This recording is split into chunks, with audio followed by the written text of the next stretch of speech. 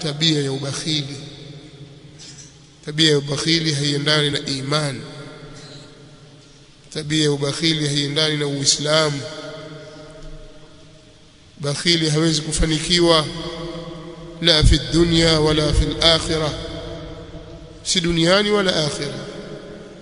Wewe ukitaka kuwa muumini wa kweli mwenye kuipigania dini ya Allah subhanahu wa ta'ala, pambana na sifa ya ubakhili kwenye nafsi yako, iondoshe sifa hiyo.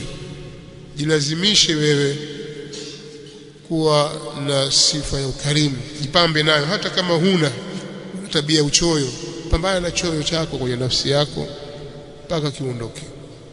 Ukifanikiwa katika hilo, umefanikiwa jambo kubwa sana,